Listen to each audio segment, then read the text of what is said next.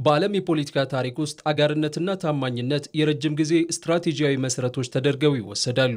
ሆኖም ላለፉት 6 አስርት ዓመታት በኢትዮጵያ የፖለቲካ ምህዳር ውስጥ ለቆየው ለህገወጡ የህወሓት ቡድን ክህደት ዋነኛው ስትራቴጂያዊ መሳሪያና የህልውና ማስጠበቂያ ስልት ሆኖ አገልግሏል። በአንድ ወቅት አገር ሲመራ የነበረው ይህ ቡድን የፖለቲካ የበላይነቱን ባጣ ማግስት የወሰደው እርምጃ የስልጣን ጥሙንና የክህደት ባህሪውን በግልጽ አሳይቷል። በሰሜን ዕዝ ላይ የተፈጸመው ጥቃት አጋጣሚ ሳይሆን የዚሁ የታሪክና የባህሪው መገለጫ ማሳያ ነው። የህገ ወጡ የህወሓት ቡድን ሰዎች ዛሬም ይህንን የክህደት እርምጃ ያለ ሀፍረት ሲናገሩ ይደመጣሉ። እቲ መበገስን ቀታልን ኮን ዝኽእል ዝነበረ ሰሜን ዕዝ ያ ስጋትና አደጋ ሊሆን የነበረው የሰሜን ዕዝ ሳይቀድመና ሳይሰለቀጥ አስቀድመ መምታት አማራጭ ያልነበረው እርምጃ ነበር። ይህም ኃይል በውስን ሚሊሻና ልዩ ኃይል አማካኝነት ነው የተመታው። ኋላ ቀሩ ቡድን ከዚህ ቀደም የሄደበት የጦርነት መንገድ ያስከተለውን ሰፊ እልቂትና የኢኮኖሚ ውድመት ከግምት ሳያስገባ አሁንም በደምና በሞት ላይ የተመሰረተ መንገድን እንደ ብቸኛ አማራጭ መውሰዱን ቀጥሎበታል። ሀገርን ለመከራ ህዝብን ለእልቂት ሲዳርጉ የዕድሜ ዘመናቸውን የፈጁት የህገ ወጡ የህወሓት ሰዎች ዛሬም ፉከራና ሽለላ ላይ ናቸው። ከጠመንጃ ሀሳቤ ሊላቀቁ ያልቻሉት የህገ ወጡ ቡድን ሰዎች ዛሬም ሌላ እልቂት፣ ሌላ መከራ ሀገርና ህዝብ ላይ እየጠሩ ነው። ጦርነት ለመክፈት የሚያስችሏቸውን ዝግጅቶችንም እያደረጉ ነው። በቅርብ ቀናት በትግራይ ክልል በተለያዩ ቀበሌዎችና ከተሞች ያዘጋጃቸው የአዳራሽ ውስጥ ስብሰባዎች እንደገና ወደ ውጊያ የመግባት ጥሪና የጦርነት ጉሰማ ላይ ያተኮሩ ናቸው። ካለፉት ተደጋጋሚ ስህተቶች ሊማሩ ያልቻሉት እነሱ ከኢትዮጵያ ታሪካዊ ጠላቶች ጋር ተማክረው ዛሬም ሌላ እልቂትን ሊያዋልዱ እየተንቀሳቀሱ ነው።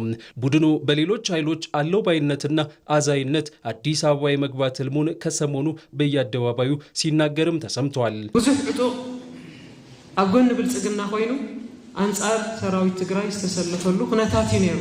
ብዙ ታጣቂ ከብልጽግና ጎን በመሰለፍ ከትግራይ ሰራዊት በተቃራኒ የቆመበት ሁኔታ ነበር።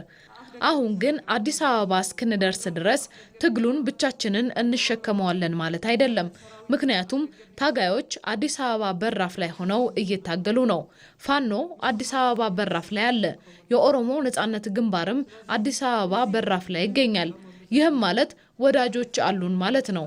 በአሁኑ ወቅት ከነዚህ ወዳጆች ጋር በትብብር የሚሰራ ስራ አለ። ይህ ደግሞ በእርግጥ ልንጠቀምበት የሚገባ እድል ነው። እስካሁን በጋራ ጠላታችን ላይ ተመሳሳይ አቋም አለን። በጋራ የመታገል ፍላጎታችንም በጥሩ ደረጃ ላይ ይገኛል። ወደፊት ከኛ የሚጠበቀው መጠናከር ብቻ ነው። በጋራ በሚደረገው ትግል ውስጥ የትግራይ አቅም ተዳክሞ ሳይሆን ጠንክሮ መውጣት አለበት። ከዚህ የተሳሳተ ስሌት ባሻገር ሰዎቹ የሀገር ብሔራዊ ጥቅምና ሉዓላዊነት ለሚባለው እሳቤ ደንታ የሌላቸው ስለመሆኑም ደጋግመው ያሳዩ ናቸው። ኢትዮጵያ ታሪካዊ፣ ህጋዊና ኢኮኖሚያዊ መሰረት ያለውን የቀይ ባህርና የባህር በር ጥያቄን በግልጽ በዲፕሎማሲያዊ መድረኮች ማንሳት በጀመረችበት በዚህ ወቅት ቆሞ ቀሩ የህወሓት ቡድን ይህንኑ ጥያቄ ለማጨናገፍ ከሻዕቢያ መንግስት ጋር ጥምረት ፈጥሯል። የባህር በር ጥያቄ የመንግስት ጥያቄ ብቻ ሳይሆን የ130 ሚሊዮን በላይ ኢትዮጵያውያን የወደፊት ህልውና፣ የኢኮኖሚ እድገትና የጂኦፖለቲካዊ ጥንካሬ ጉዳይ ነው። ከሀገር ብሔራዊ ጥቅም ይልቅ ለቡድን ፍላጎት ቅድሚያ በመስጠት ከውጭ አካላት ጋር በመተባበር የሀገርን ጥያቄ ለማጨናገፍ የሚደረግ ማንኛውም እንቅስቃሴ ደግሞ ታሪክ ይቅር የማይለው የክህደት ተግባር ነው። ለቡድኑ ግን ይህ ዛሬ ላይም መገለጫው ነው።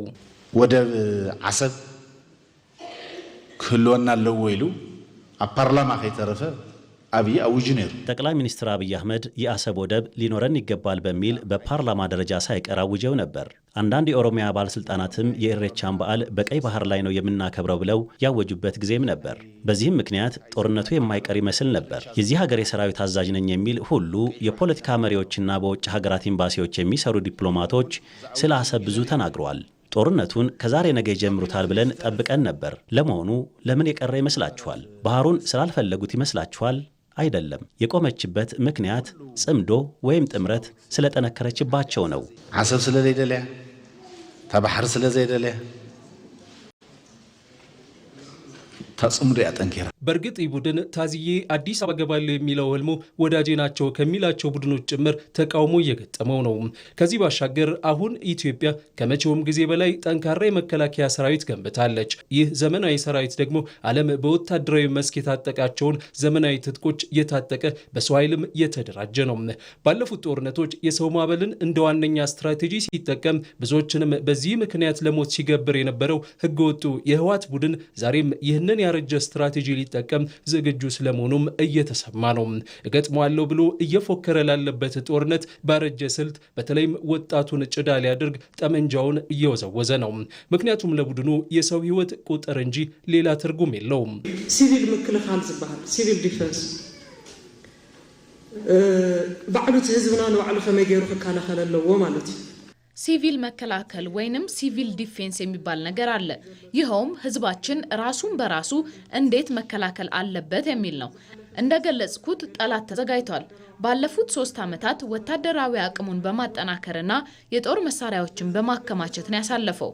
ስለዚህ ከባባድ መሳሪያዎች፣ ጄቶች፣ ድሮኖች፣ ሚሳኤሎች፣ መድፎችና ታንኮች አሉት። ብዙ የሚያወድም አቅም ነው ያለው።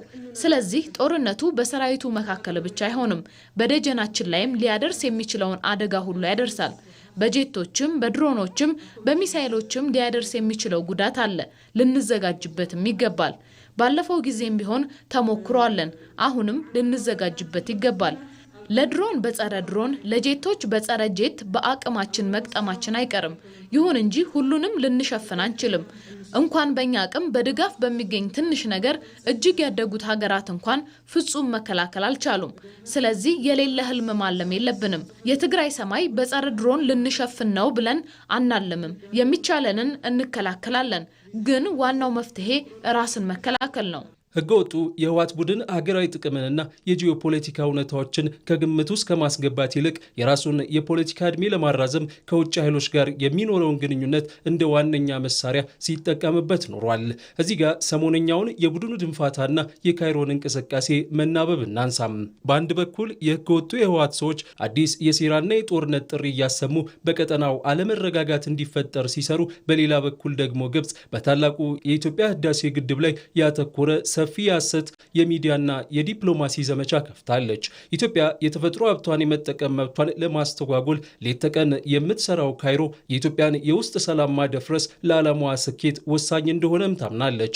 ህገወጡን የህወሓት ቡድን ጠንቅቀው የሚያውቁ እንደሚሉት ቡድኑ የሚያሰማው የጦርነት ድንፋታና የጦርነት ዝግጅቱ የግብፅን የውሃ ፖለቲካ ፍላጎት የሚያገለግልና ሀገራዊ ትኩረትን ለመበተን የተወጠነ ሴራ ነው። የህገወጡ የህወሓት ቡድን ሰሞነኛ የጦርነት ጥሪና የካይሮ የዲፕሎማሲና የፕሮፓጋንዳ ዘመቻ የአንድ ሳንቲም ሁለት ገጽታዎች ናቸው።